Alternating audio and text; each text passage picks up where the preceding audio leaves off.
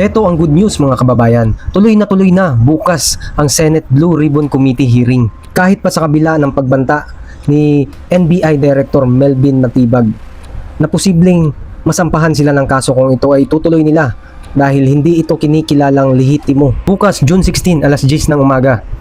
Pangungunahan pa rin ito ni Senator Marcoleta, Senate President Alan Peter Cayetano at kapatid nitong si Pia Cayetano. Panoorin natin ang video ni Jesus Duque sa kumpletong impormasyon. Ito yung maganda, itutuloy pala talaga yung hearing bukas, June 16, 2026 ng Blue Ribbon Committee ni Senator Pia Cayetano at Subcommittee Chairman Senator Rodante Marcoleta. Aba! At pagkatapos ng hearing, ipapatawag yung mga testigo ng Blue Ribbon Committee ni Tulfo para imbestigahan. Ganun ang nangyayari ngayon eh. Ang nangyayari ngayon, iniimbestigahan ng Blue Ribbon Committee nila Marcoleta yung nagnakaw sa flood control. Yung committee naman ni Erwin Tulfo na Blue Ribbon, aba, ang iniimbestigahan yung tumitistigo. Naloko na. Iba? Tingin ang buhay ito. Anyway, tuloy daw bukas at sigurado ako maraming manonood ng mga kababayan natin. Pag yung kay Tulfo, nilalangaw eh. Eto talaga, dahil no holds bar to, talagang kumbaga, labasan talaga ito ng ebidensya. At labasan talaga ito ng salita. Kung sino talaga ang nagnakaw at nakinabang sa pera ng taong bayan dyan sa mga flood control na yan. Oh, manood tayo bukas Kung saan man yan i-ere, paano man yan i-ere, basta, ako, sinusuportahan ko yan. At sa grupo ni Erwin Tulfo, sige, pagkatapos ng hearing na yan, ipatawag nyo rin yung mga pinatawag at yun ang imbestigahan ninyo at yun ang ipakulong ninyo para mauna pang makulong yung mga testigo doon sa mga magnanakaw sa flood control. Sayang ang bayot. Dumako naman tayo sa usaping pagkontrol ng liderato sa Senado. Heto at panoorin naman natin at ating pakinggan ang ginawang eksplanasyon ni Sir Alvin and Tourism. Mga posibleng mangyari at mga posibleng dahilan kung bakit mahalaga ang pagkontrol ng posisyon at liderato. About sa upcoming change of Senate leadership sa special session na ipinatawag ni BBM. Ano ba ang implication niyan? Ang implication niyan is ganito. Gusto nila i-change at i-legitimize yung pagiging Senate President ni Senator Sherwin Gatchalian. Or I do not know kasi nga 'di ba alam mo ba, naka-follow ka ba dyan, Madam Cake, sa June 18 is yung pre-trial ng impeachment ni VP Inday magsimula na. Kasi ngayon, di ba, ang Senate President, ang legitimate Senate President, ang legitimate Senate Pro Tempore is si Alan Peter Cayetano o si Loren Legarda. Yung ibang mga inelect na starting from Senator Gatchalian, paubos, changing ng mga committees, they are not legitimate in the sense na wala naman silang quorum that time na nagpatawag sila. Although it was revealed before the entire Filipino public na talagang merong katrayduran or it is really betrayal to the public trust of the Filipinos ang ginawa ni Chis Escudero for the reason na kaya nga tinatanong natin what happened to the tinatawag nila na plunder case na ipafile ng ombudsman. Number 2, ngayon si Senator Joel Villanueva, sinabi din yan, may pronouncement ng ombudsman na papailan din siya ng plunder case. Pero ngayon, there's also a pronouncement coming from Senator Villanueva na pag magkaroon ng special session, pupunta daw siya. Two acts could be categorized similarly na para mawala yung mga kaso nila, unlike Senator Jinggoy Estrada na he faced the case head on. Hindi siya natatakot kasi nga para sa kanya there's nothing to be afraid of when all of the charges held against him are gawa-gawa lang naman yan. And number 3, kung lilipat ba si Senator Villanueva ngayong sa ngayong sa special session na pinapatawag ni BBM, does that mean that they have already the 60 numbers required para i-convict si VP Inday Sara? The Constitution is very clear that 2/3 of the Senate is required para ma-convict si VP Inday sa kanyang impeachment case na final against her. Ang Magic 12 ba na yan? Magbuhot na ba yan kay VP Inday para i-convict siya? The question is, still pending before the Filipino public. And number 2, sinasabi na ng lead prosecutor na si Jinky Luistro, Congresswoman Jinky Luistro, na dapat daw ang 2/3 is based lang doon sa number of senators composition na makakapag-participate sa impeachment trial. But the Constitution is very clear, all senators, constituting all senators, members sa Senate, 2/3 niyan ang dapat para makonvict ang mga may kaso ng impeachment. Ngayon, ang ginagawa nila is binobobo nila ang mga Pilipino na, pwede na yan.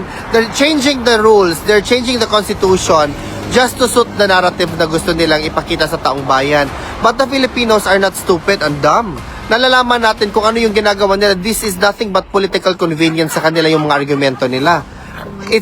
If there's only one branch of our government na makakapag-declare as the final arbiter of our laws, is the Supreme Court. Is the Supreme Court's job to declare sino ba talaga dito ang umiyak na si Madam Ekek.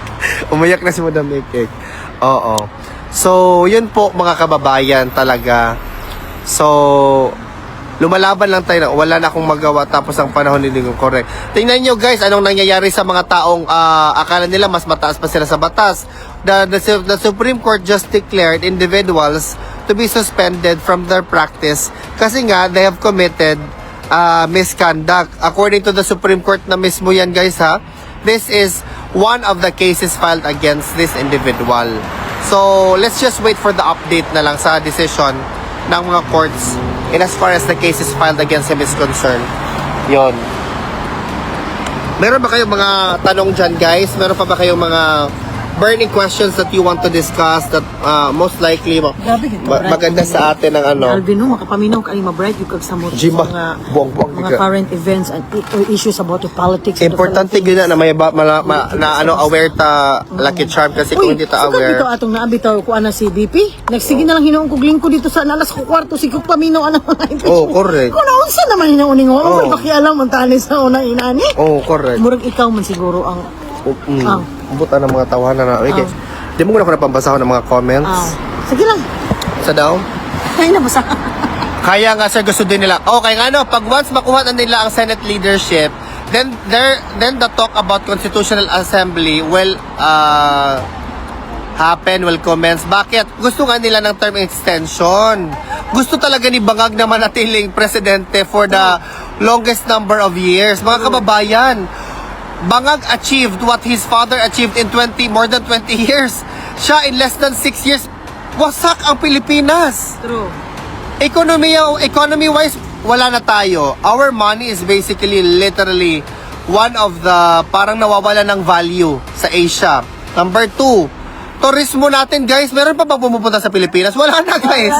Kasi puro politika. Punta nila sila sa Thailand or Indonesia or Malaysia, di ba? Malaysia, Vietnam. Yan yung punto dyan mga kababayan. Safety, walay safety. Ang mga government-owned buildings or whatnot, properties, binibenta na ni Bangag. Ginoo ko Lord God. PRRD, sana, my God, sana sinampal mo lang itong Bangag na to.